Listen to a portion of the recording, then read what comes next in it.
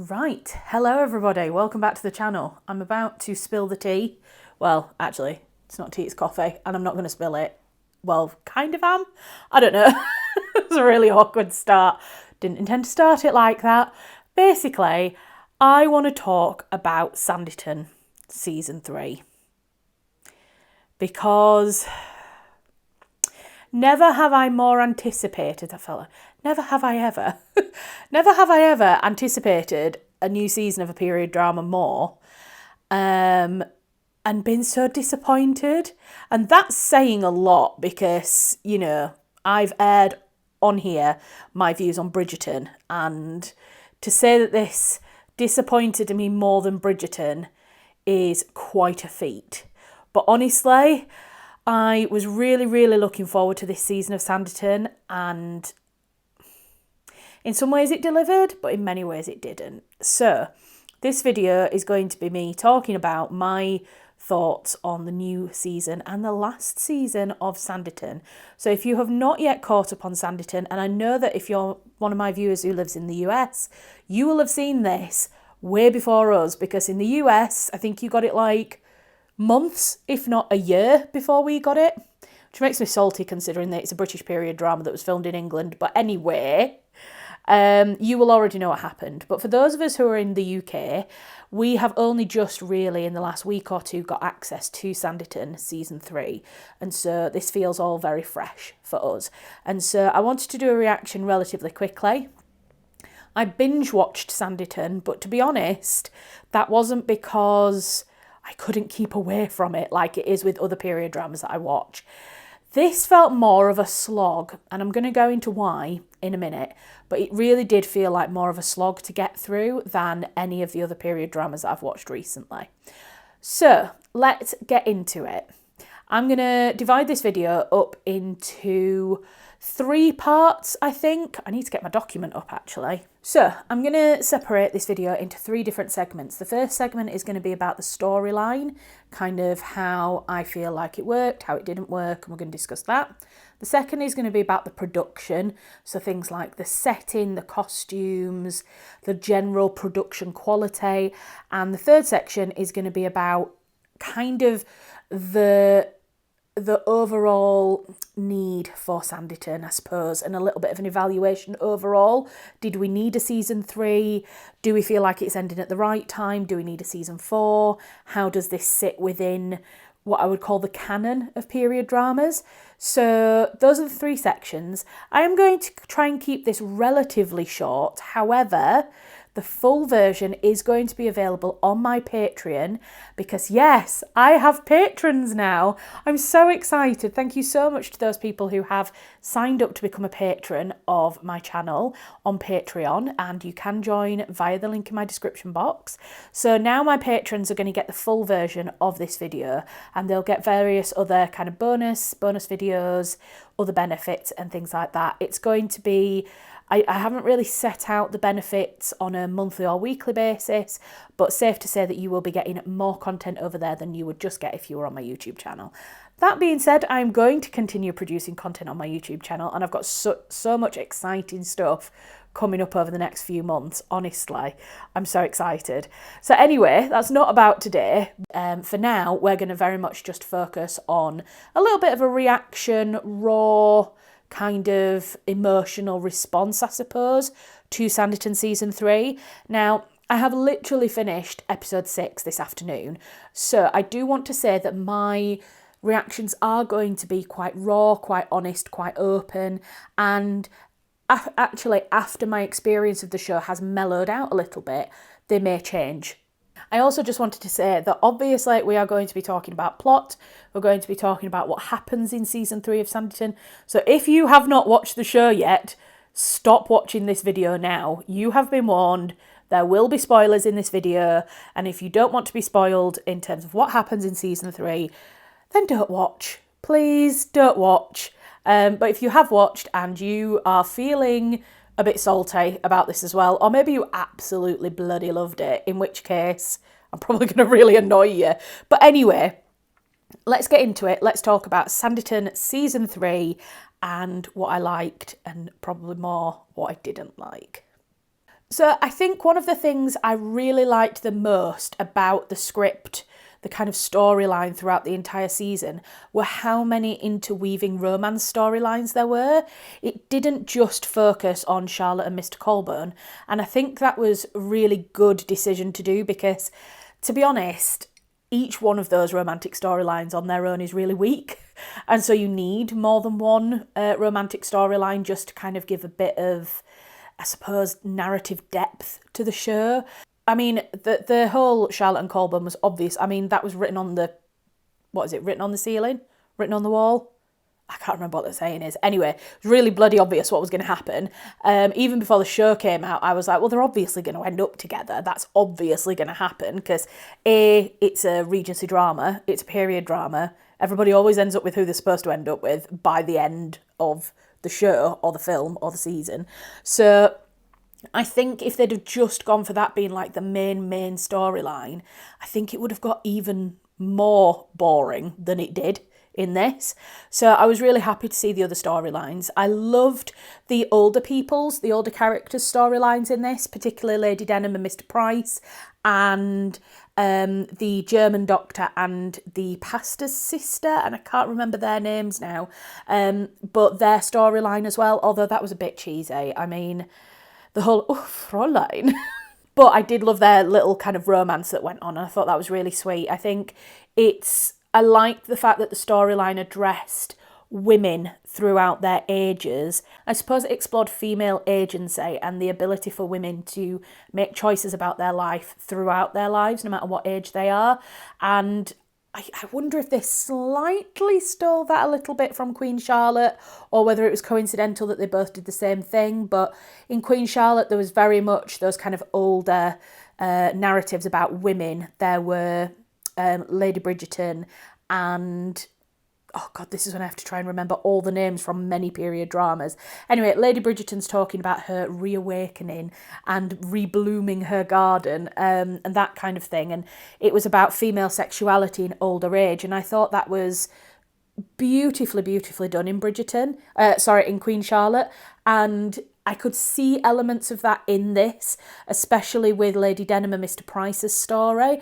It just all felt a little bit rushed. It felt like each storyline kind of missed depth, it missed fleshiness, it missed a development of character and a development of storyline. So it was 6 parts. I think had they done, say, a 10-parter, and really spent some time developing those stories, creating better kind of twists and turns in each person's romance, that would have been better. So yeah, the romantic storylines overall. Oh, I'm missing out the big one that I loved. Absolutely loved the Duke and Mr. Parker, because I just thought that it was so lovely and refreshing to see a gay relationship in period drama, because gay people have existed throughout history, and we do know of instances of a lot of gay relationships within kind of that upper echelon of society.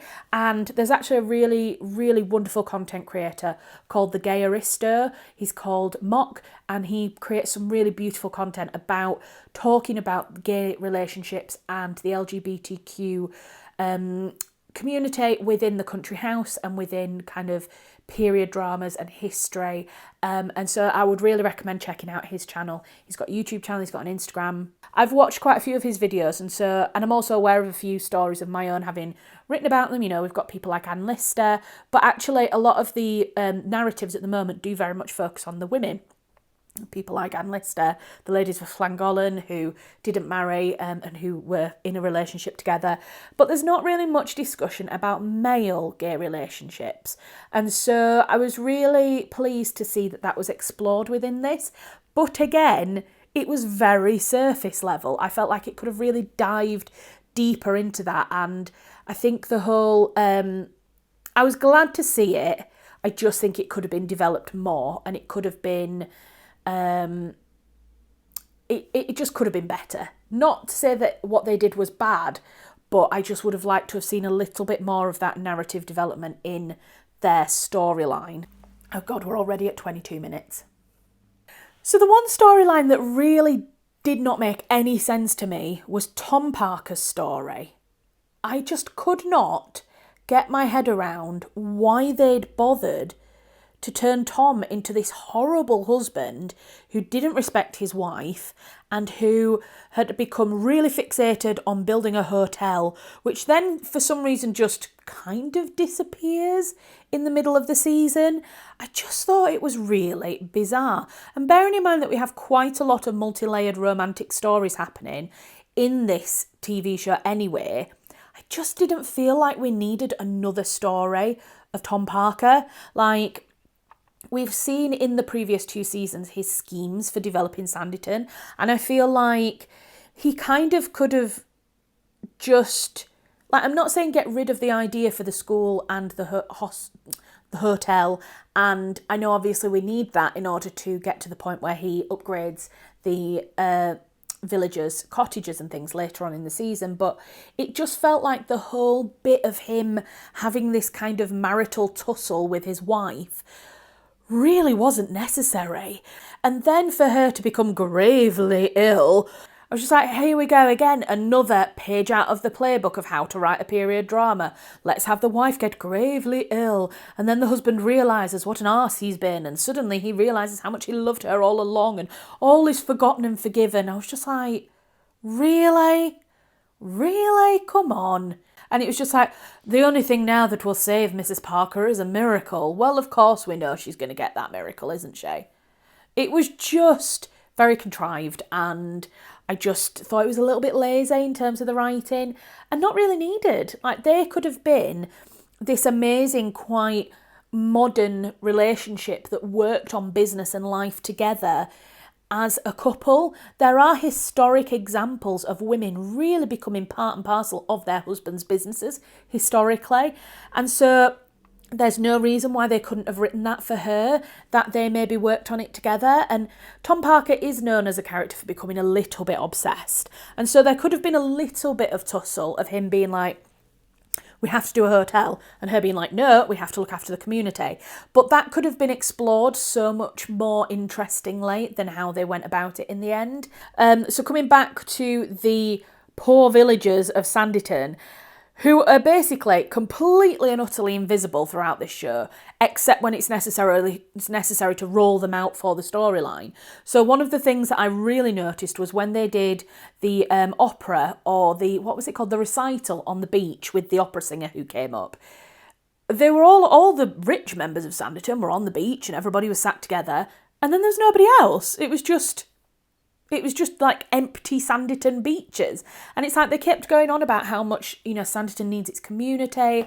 And I just thought, in reality, things like that, public galas, public events, would have been attended by everybody, no matter their station in life. And they would have very much been separated from each other. But they wouldn't have just not been there. They would have been there to enjoy the event. And so, again, I suppose, and this comes down to production really, when it comes down to things like extras and, having people on set for an amount of time, I don't know, it just made the storylines seem a little bit more thin.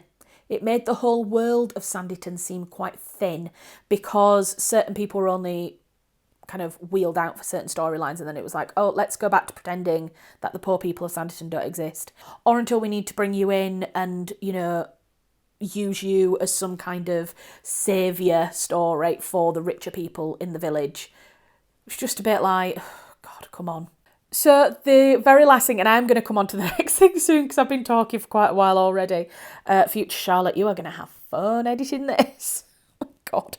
Yeah, I loved Samuel Colburn, and honestly, I thought he was sexier than Alex Colburn. Mr. Colburn, honestly, he had beautiful eyes, and I loved his kind of like cheeky chappy smile and his kind of more light-hearted approach to life. And I thought he and the lady, the king's mistress, I was really happy that they got together in the end, even though there was that kind of like, oh, is she going to go back to the king or not? And I really liked that they ended up together because I just felt like they were such a good match. And also, did you know that the lady the character who plays Lady Sophia, is it, I think, is actually a lady in real life. She's married to the Duke of Windsor. So she's an actual royal. And yeah, she plays a king's mistress in Sanditon. But I thought that was a nice little little tidbit of information that you might like. So yeah, there is an actual royal in Sanditon, just not in the way that you expect. But yeah, I thought that his storyline was really sweet and very surface level again. But I mean, not every single romance story can go into massive depth. And it provided a little bit of, I suppose, light distraction from some of the other storylines when they were all getting a bit like, oh, God, will you just stop making eyes at him and just kiss him, for God's sake? Because it did do a lot of that, I have to say. The whole Charlotte and Colburn like staring longingly at each other. I mean, to be honest with Charlotte, I just wanted to slap her half of the way through the show, because all she'd looked was that she was going to cry all the time. And it was just like, I loved her in season 1. She was so spunky and vibrant, and she wasn't your typical female heroine. She was outspoken and she had ideas and she was clever. And we just lost so much of that in season 3. She just became this, I don't know, almost like a blank canvas that everybody else imprinted their personality and opinions and thoughts on. And she just didn't have any substance in this season.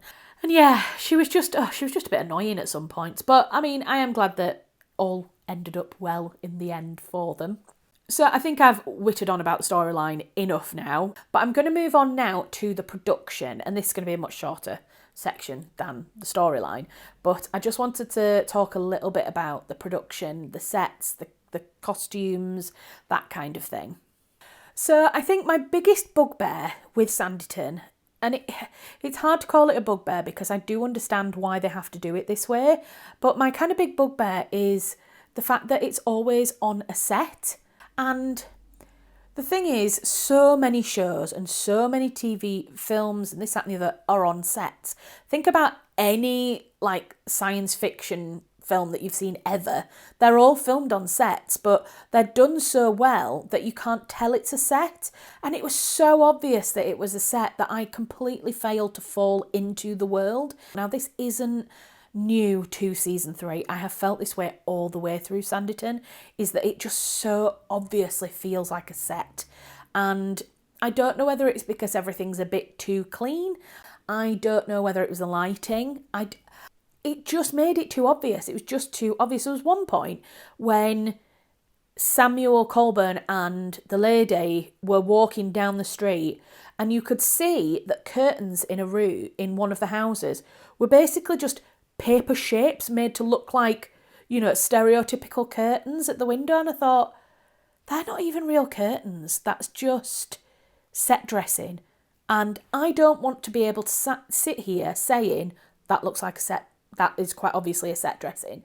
I want to wonder who's behind those houses. I want to be able to imagine myself walking around the town of Sanditon. But I guess that Sanditon, it's supposed to be a model town. It's supposed to look as though it's just been built. And I get that. I also get that they probably don't have an enormous budget. But I almost think if you don't have an enormous budget, don't build it. Go and find something that can do instead. Having said that, there were a couple of things that I thought they did really well. And one of them was their use of candlelight. Now, I'm assuming, again, because it's a set, because a lot of these are not historic buildings that they're filming in, they got more permission to use things like naked flame. In a lot of period dramas that film in historic buildings, and I've seen this from working in historic buildings, someone will come in and be like, we want to light your fire. It's like, absolutely not. You're not putting a live fire in our chimneys. With this, it was more because it was on a set, they were able to do that. So I noticed quite a lot of the time, the wall sconces, chandeliers, lanterns, they were all actual candlelight. And I really appreciated that because that did help in kind of making the world feel a little bit more realistic. And again, when they did the recital on the beach, the chandeliers were actually lit by candlelight. And overall, coming on to the costumes, I thought the costumes were really, really lovely. I particularly liked all of the kind of bonnets and the fabrics that were around the bonnet. I thought they were really beautiful. I actually really liked the housekeeper. The Colburn's housekeeper had a really beautiful striped linen dress on at one point, and I thought that was a really lovely dress. And I would really like, if I could, to try making a Georgian dress, but I just think The thing is, to make something like that, I'd need a pattern. I would need an awful lot of fabric, which is going to cost a lot of money. And if I mess it up, that's a lot of money to waste. But if I was ever going to do it, it would be striped linen. And that dress almost convinced me. I was like, oh, you're nice. And the final thing that I loved was Georgiana's coat.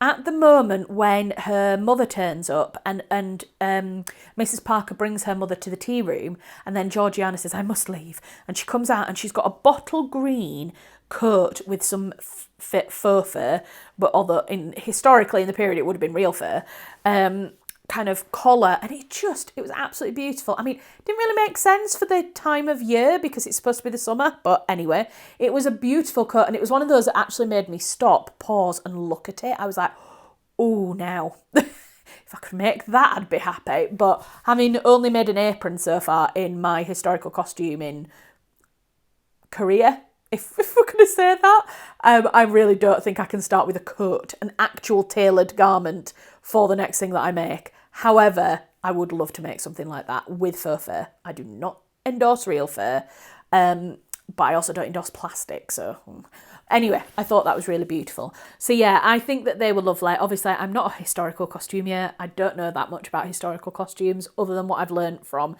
people like Bernadette Banner and other people on the internet. I do really love Leonora Colburn, the little Leo. I think she's just such a lovely, sweet character. And I love the fact that she has been written from the beginning, and maybe this is because it was in Jane Austen's book as well. She's not an overly feminine character. She's definitely somebody who is playing around with kind of her outward display of her gender. So she plays around with costumes. She's got her hair really short. She wants to be a soldier, and so she's very much more of, I would say, a gender fluid character. And I just love that that's something that they've kind of embraced throughout the series for her. And yeah, really loved it. I loved her kind of little military jackets and costumes and things like that. I just think they're lovely. So moving on to the final section, I promise the end of this video, is what next for Sanditon? Is there another season coming? Do we need more? The short answer is that no, there is no plans for there to be. There are no plans for there to be a season 4 of Sanditon. PBS, who produced this series, have said that there is definitely not going to be a season 4. Having said that, there was definitely not going to be a season 2. So you never know. But to be honest, from my personal opinion, I don't think we need any more. I feel like it's been very nicely and gently put to bed now. The main character, Charlotte, is married. And whilst part of me always mourns a little bit when a period drama finishes with marriage, because obviously for many married women, being married presented a whole new bag of challenges. And that's what I kind of love a little bit about Bridgerton, is that especially in the first season, we got to see Daphne and the Duke's relationship after they were married, and I really liked that. I just kind of would love some of these period dramas to look at the relationships post-marriage. Poldark is another one that does it beautifully. A lot of people get married in that show, but actually it talks about what happens after marriage so much. Obviously, we see so much of Ross and Demelza's marriage. They get married within, I think 3 episodes. And so it's very much kind of how they are surviving, growing, developing as a relationship and as characters post-marriage.